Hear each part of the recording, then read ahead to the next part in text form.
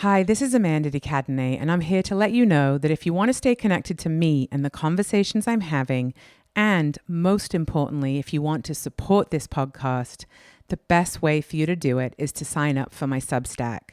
That is where I share the more personal lessons I'm learning, extra wisdom from my guests, plus the tools I'm gathering from the various teachers in my life.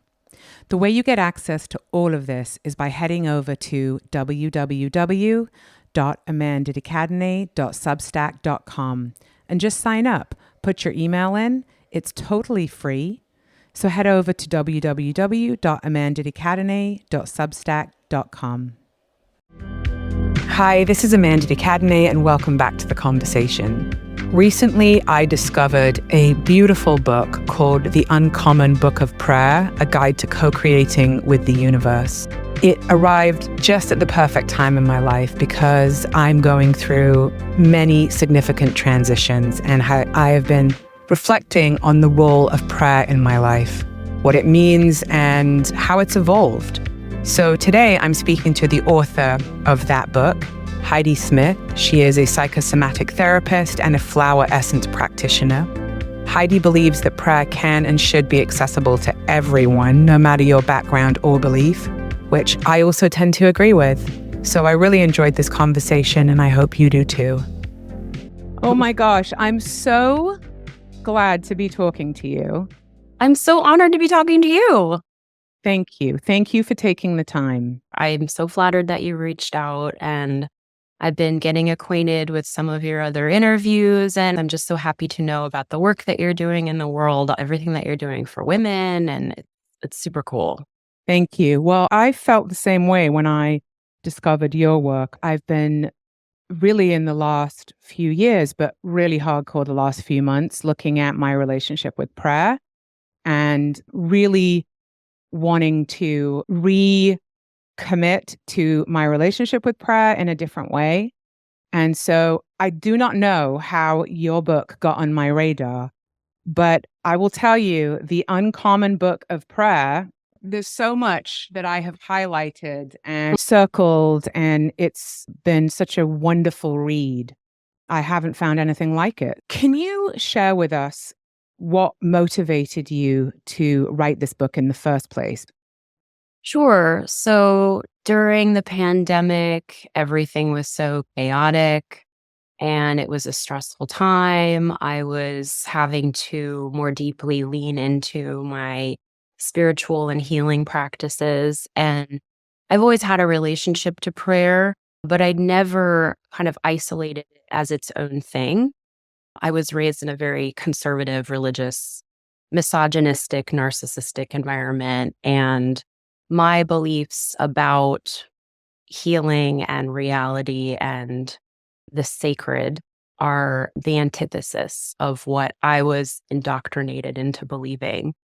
And so I felt like that is an interesting dynamic to observe. And I wonder how many other people feel that way. And I was doing kind of a lit review, and there were no books that were secular. And there are certainly books on meditation and mindfulness, but I wasn't really finding any that go into the mechanics of language and sound and looking at it cross-culturally and also multidisciplinarily.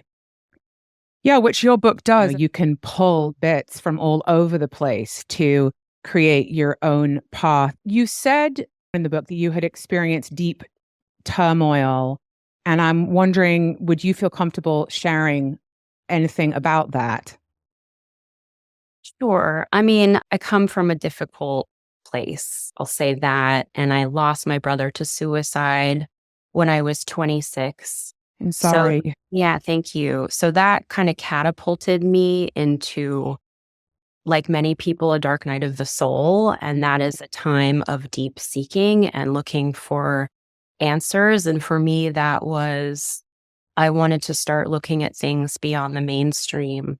And so I found my spiritual teacher, Jane Bell, and I started to question everything. And so I credit my brother as setting me on my path. And speak a little bit about Jane Bell. Who is Jane Bell? Jane Bell is a woman who changed my life. I met her in 2007, and she is someone who has dedicated her life to waking up. Mm. And she has spent a lot of time in Egypt studying ancient Egyptian mysticism. I spent a number of years with her studying focusing, which is a type. Are you familiar with focusing at I all? am, but for people who are listening who may not be, I think it would be helpful to give a little overview on it. Sure. So I think of focusing as a psychosomatic integration tool wherein you're going into the body and just being present with what is arising on a physical level. And so we encounter different parts of ourselves. It's like parts work. Like parts work, yeah, IFS. Yeah, like IFS. And we encounter these parts of ourselves that are maybe running the show more subconsciously. It's also a place where we encounter our inner children. And that's very important in healing work so that we can reintegrate those parts that might be frozen in time or having a difficult time. Yeah. Oh my So, God.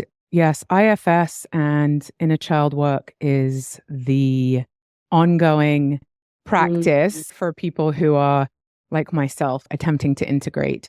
How would you describe prayer to someone who does not know what it is? well, attempted to redefine it. And in that definition, I wanted to honor all of the many interpretations of prayer because there's not one universal definition. So I believe that I define it word for word here is a sacred agreement that you make between yourself and the divine, however you define that for you, to create states of healing and change and also grace. Mm, Yeah. interesting. What is your own experience with prayer and how has it changed over the years since you've been engaged with it? Because I know for me, the prayer that I practiced 20 years ago is not the prayer that I practice today. It's a sort of Mm. evolving relationship. Yeah, I think of it as a relationship too.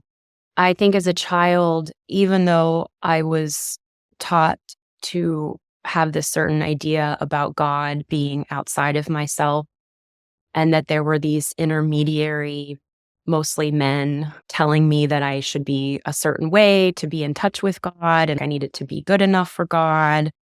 Despite that conditioning, I distinctly remember being very young and just kind of riffing with God, telling him about my day and feeling very comfortable in that dialogue. And so over the years, it deepened and I reflected upon my relationship with it. When I found Jane, that was opening up a totally different world for me.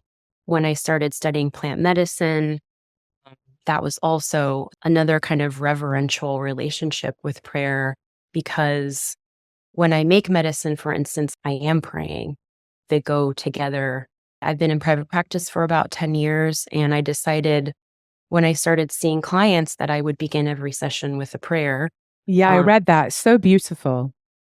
Thanks. With their permission. It's not for everybody, but that is my approach. And that is a way for us to set the space energetically. I'm calling in their spirit team, their angels, guides, and ancestors, as well as mine, because I feel very connected to the spirit, metaphysical, unseen level of life.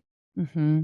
Same. And for anyone listening who does not feel that connection, I think what's really beautiful that you talk about in your book is really very simple ways to start to identify those whispers that have probably been around us all the time, but unless you know the language or you're open to it, you might not recognize it.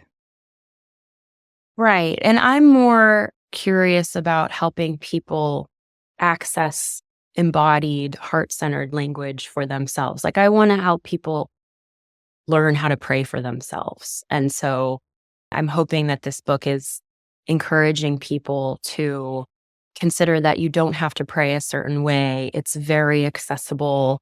This is something that everyone did in the ancient world. And it does have power associated with it. So we want to be responsible. We want to be mindful of it, but we don't have to be frightened. And I think a lot of people are kind of frightened. When I first started asking people about prayer, I would get these very polarized and kind of common responses. And there was this theme around I'm afraid I'm going to do it wrong. I'm afraid that I'm going to hurt somebody.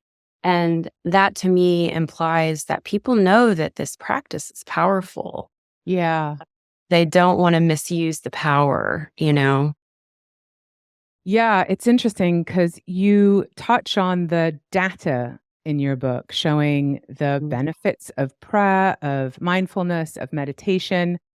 Can you speak about what that research has actually shown? Sure. I was really pleased to find so much research on prayer. I was surprised. I didn't think there was going to be a lot. And I did open it up to include mindfulness, meditation, and also affirmation. You can find studies that support that prayer is helpful in lowering blood pressure, or if you have issues with binge eating, it helps you get a better night's sleep. I did find a couple of studies that show a more consistent practice is going to create more benefit. So that makes sense, right? Like the more you do anything consistently, the more you're going to feel the result of it. And when you say benefit, what do you mean specifically? Well, there's a wide range of benefits. It's calming to the nervous system. It improves mood and affect. It improves energy levels. It improves digestion. I mean, so many things. It also impacts how you're aging. There were Oh my God, studies. if you say that, people will start praying. I mean, more specifically, like how the brain is aging, I guess, but Right. it's all Yes. interconnected, right?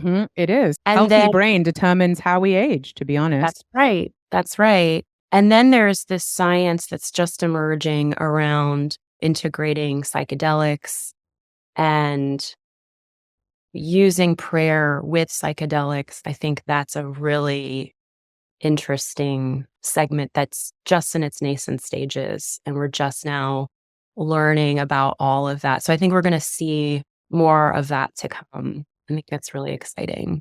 Yeah, there's a lot to discuss. You also say in the book that prayer involves parts of the brain involved in self-reflection and self-soothing, Mhm. which, sounds really good to me. And you also say that for people who did not benefit from the ability to emotionally regulate themselves, Mhm. that they can use these skills even later in life to develop the ability to self regulate and self soothe, which I thought was really interesting because so many people don't know how to self regulate or self soothe. And then there is an outsourcing of drugs, alcohol, sex, shopping, validation in order to help to regulate ourselves. In a healthy child development, a child is going to learn how to soothe themselves. And that is involved in a secure attachment to their caretakers. And they're also learning how to have a secure attachment to themselves. And the co regulation. That's right. We co regulate with other people. Now, I'm actually of the belief, and I can't prove this, but I also feel that we do co-regulate with plants and animals, but Oh, yeah. we can come back to that. Yeah, for Um, sure. so in healthy development, you're learning how to self-soothe, and most of us don't adequately learn that. And it's not about blaming our caretakers. It's just nobody's perfect. And even if everything is going right in childhood with child rearing, even if a child is perceiving some kind of threat or perceiving some kind of egoic deficit in their development, they may develop maladaptive coping strategies. And that's where addiction comes in, all these ways that we're trying to soothe ourselves. In my work, I mean, now we're talking about nervous system regulation more regularly, which is great. It's very trendy right now. And there's all these ways into regulating the nervous system. And sometimes it is not possible to regulate yourself, to override your biology with language. But I believe that language can inform behavior and behavior informs language. So they're co-informing each other. And I have found that a prayer practice is one way to set the intention that you're going to start having a different relationship with your nervous system and Mm. how you are functioning. And so maybe that starts with just being present and learning about a grounding practice. Because a nervous system that's regulated, you need to feel safe. And so you need to understand the mechanics of how that is in your life, in your world. It's interesting. You just said a nervous system that feels, and you continued to say the word safe, but I was thinking a nervous system that feels. That is the first thing. And yet, that is one of the things that many people are avoiding, simply Mm, feeling. Like, mhm, that's the very beginning. mm. That is the very beginning, you're right, and I totally agree, and, that was the first lesson that Jane taught me, which was presence, which was revolutionary to me because I had never thought about being present, and I refer back to this in the book a lot, grounding, presence, that is foundational for everything, and if you have a lot of trauma, it's not a realistic expectation to be able to do that right away or very easily, so you have to be working very intentionally with the language that you are applying to yourself. And maybe you need to integrate some somatic work. Maybe you need to be working with a practitioner. Maybe you need to do an inventory or reflect on, okay, well, what is helpful to me and what is not helpful? And how can I start to make different decisions around supporting my nervous system?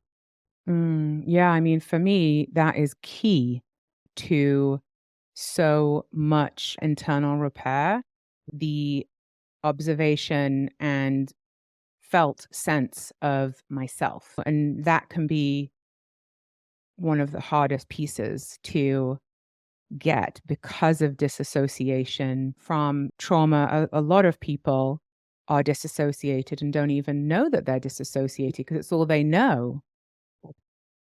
Yes, absolutely. I think that disassociation is widely misunderstood and underreported. I know I was mostly disassociated for most of my life until I was like 27. And really it's just like a constant process of becoming more embodied. I mean, this is lifelong, right? And Yep. also some dissociation is actually adaptive. It's a survival skill that served Right. you until now it's not. That's right.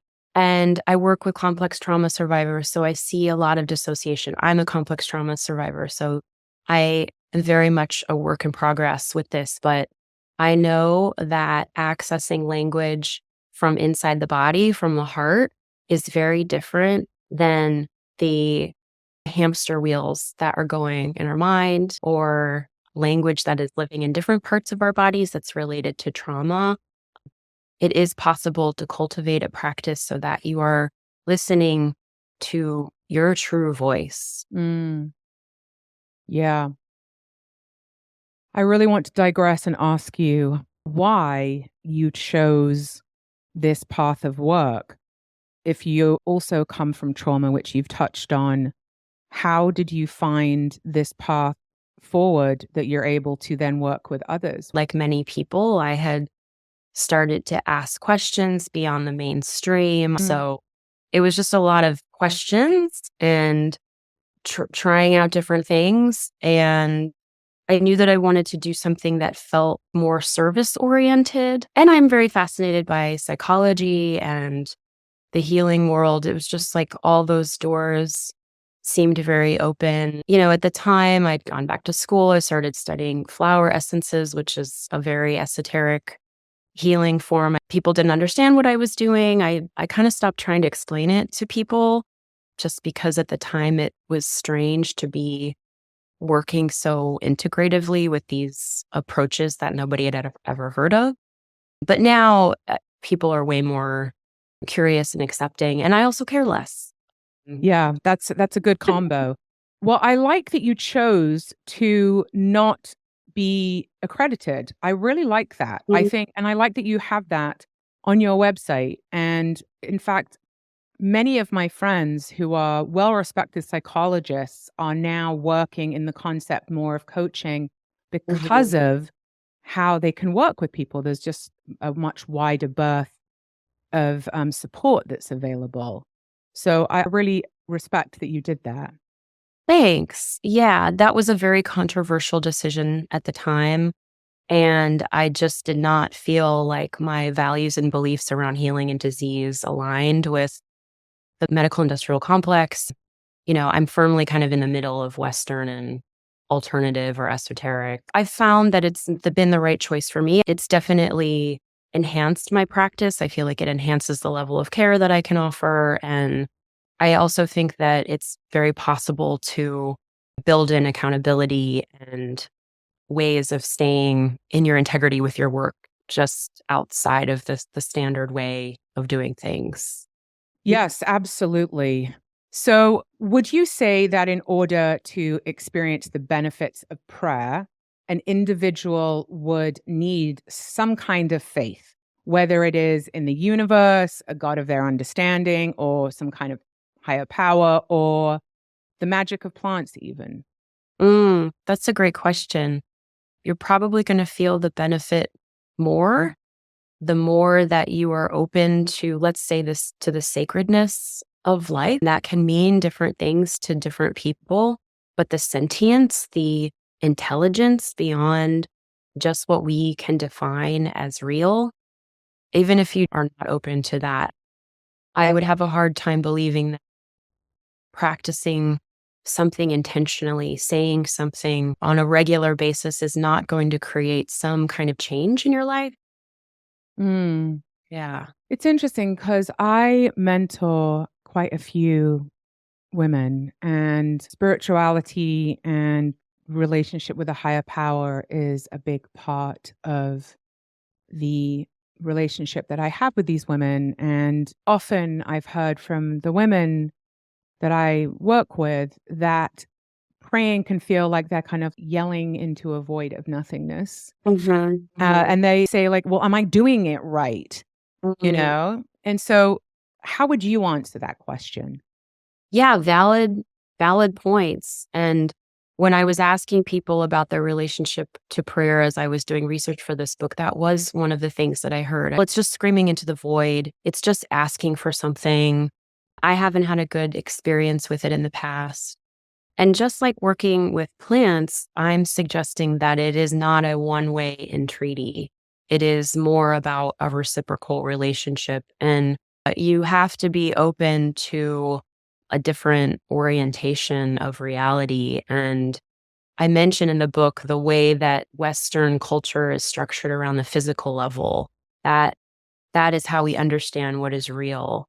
And for instance, indigenous culture is based on metaphysical properties and laws. It really just comes down to what do you believe about the nature of reality. Just because something isn't on a physical, material, measurable, qualifiable level doesn't mean that it's real. It's also really feminine, like, I'm talking about the feminine domain here, right? And, we live in a wildly misogynistic culture that vilifies the feminine. So, of course, this is going to be very controversial to accept as true and valid, right? Yes, it's interesting. I don't want to stereotype, but often men tend to be more cerebral and intellectual and wanting proof and science and data. And people who identify as female tend to often be more connected to their intuition and the internal guidance. So I'm curious to know, when men read your book, what their feedback is. Yeah, I have to say I'm really blown away by the responses. People are spending time with it that I would not have expected. I'm getting notes and messages, and it is more men than I had expected. And men telling me, like, well, I'm curious about prayer, but I never really thought about it. or I don't really know how to do it. Well, I've had a couple older men say, I'm really trying to follow your book, but there's parts of it that I don't understand, but I'm learning, but I feel like it's because I'm from a different generation. I wanted it to be accessible to everyone. Yeah, I also love the title, A Guide to Co-Creating with the Universe. So you're saying this is something that happens inside of us and is a connection. It's a reciprocal relationship. It's circular. Right. I love that word co-creative. In understanding how we heal from trauma, it's necessary to see where we've been victimized and Mm, understand what we've been through and move into, okay, what have we survived? What are we surviving? And have that grade of understanding so that we're not living in our trauma or living in our victim all the time. Because I see that the opposite of co-creative is life is happening to to me. you, yeah. I'm way more interested in moving out of that domain of consciousness and into, well, what am I creating with life? And Hmm. what am I creating with my language? And what am I creating with nature and with other people? It's not static. It can be wildly creative and dynamic if we want it to be. You said that your clients, a lot of them have been in narcissistic relationships, which Mhm. we could also consider as complex trauma. Yes. So, why do you think that's the population that you've gravitated towards or who have gravitated towards you? Yeah, well, I think that's just the simple phenomenon of transference, which is when you're working in a certain profession, you're going to have people coming to you struggling with the same issues that you have struggled with. And you probably encounter that in your work, right? I do. Yes. Yeah. So there's a lot of reflecting Yes. happening. And it's beautiful because for me, every single experience I've had that was damaging and detrimental, when I'm able to reflect back to someone else their experience, it turns those negative experiences into something positive for me because, peer to peer, when I say I understand, they know that I do understand. Yeah. It really puts those things to good use where they aren't negative anymore. It's like, oh my God, thank God I had those experiences. I'm able to really be of service to other people by reflecting and sharing with them because I do know. Exactly. It's so gratifying. And I really do find that is such an exalted expression of your experience and what you've been through and being able to, yes, channel that into a co-creative way so that it's actually supporting not just your growth, but other people's growth. When you meet someone somewhere, how do you describe what you do? So I'm trained as a mental health counselor, and I integrate that training with my somatic work with the focusing and then plant medicine, flower essences. And I'm very curious about ritual and prayer. So all of those are working together to support my clients. I support mostly women and mostly people who are complex trauma survivors. And it's structured very much like traditional psychotherapy. So I meet with someone initially, we do an intake.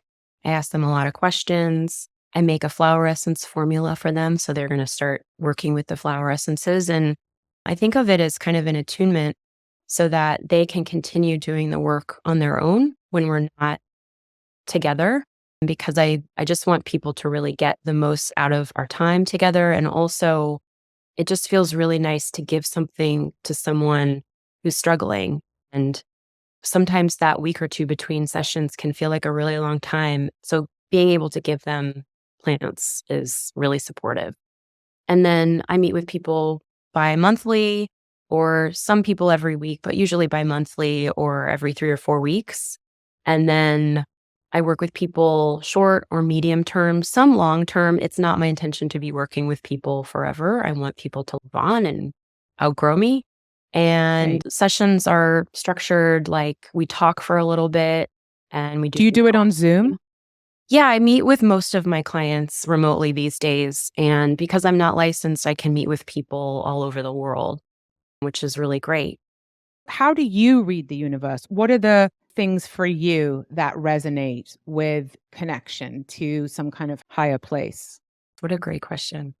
The more present I am, the more in my body, the fuller my cup is, the easier it is for me to listen. I think in the last year, I've really been thinking about the art of living well Mm. and filling one's cup and loving and serving from a full cup. Mm. And I appreciate the quality of what I am co creating when I'm in that state. So that is how I want to be reading the universe. Of course, that's always possible or optimal, but I have a pretty deep relationship with the natural world, and that's tough here in Brooklyn. I spend a lot of time, looking at the clouds and the trees and being in, just being in receptivity with my environment, connecting with my people, listening to where my heart feels good, trusting how I'm being guided Mm. on that level, I guess. Yeah, it doesn't need to be extravagant. That's the Oh, thing. I'm lucky that I live in nature and I have two dogs. And, we spoke briefly about the energy of the animals. And I co create with my animals. There is a co regulation yeah, that happens. yeah. And every morning I go and I sit down in the trees on this little platform with my dogs and I look at the spiders that have created their webs in the night and the little birds and the hummingbirds. And I just sit there. I sometimes Mm. I do meditation. Other times I'll listen to a guided meditation. And other times I just sit there, you Just know? Yeah, just that. And the dogs come and so sit by me. simple. It's so simple. You can just start to do this work just as you are, just being. Totally, just being. And maybe you feel the same, but I mean, there was a time, for most of my life, I couldn't just sit somewhere. Oh, yeah. That wasn't comfortable or fun. And now you can. So it is like a practice and it's real. You don't have to buy a bunch of stuff. Capitalism, it's like we can't escape it, but wellness now has become so commodified and materialized. And I think prayer and plant medicine so accessible, Well, so prayer is free. free, service free. Anything that is free that can help us, why isn't everyone doing it? I said this kind of jokingly, but I feel like you are rebranding prayer. Nobody owns prayer, right?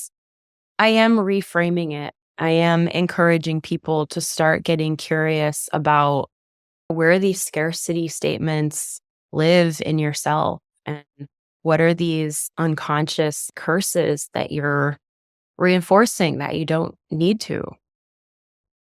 Well, that's part of what I call recovering the self that is there, that has been burdened by other people's narratives and stories and sorting through that and going, hang on, is this mine? Do I really agree with this? Why do I believe this? Right.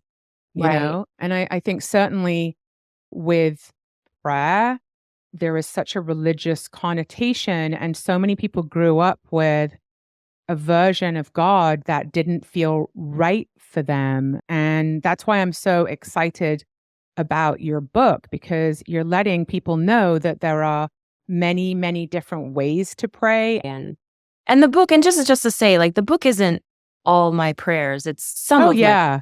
but Yeah, it's yeah. But you're mostly, reading other people's prayers too. yeah, yeah. It's mostly encouraging you to find your own prayer language. So let's talk about what people can do, some very basic actions that they could do if they wanted to begin to develop a prayer practice for themselves. Yeah. So the first step is just start to get curious and notice where scarcity statements are inside of yourself. And a scarcity statement is like, I want, I need, I wish, I can't, I don't know, I don't understand, I should. We love to say I should, right? And where can you catch that? And just start to notice where you might reframe what you're saying to yourself with I choose, I invite, I allow, I know, I will, I create, I enjoy, I love, I have, I am. And one that I'm really enjoying playing with right now is I am learning. Hmm. So, like, I am learning it's possible for me to enjoy the holidays. See how much more open and interesting that sounds than I don't know what I'm going to do about the holiday. Yes, different energy in those Yeah, words. different energy. That's a great suggestion for people to start with. And there's so many other suggestions in your book for all different types of people. And I'm really excited for my listeners to learn more about what you're sharing in the Uncommon Book of Prayer. So thank you. Thank you again. Thank you so much. Thank you so much for listening to that fantastic episode. Please like, subscribe, and all that business. It does really help the podcast. And most importantly, come join me on Substack.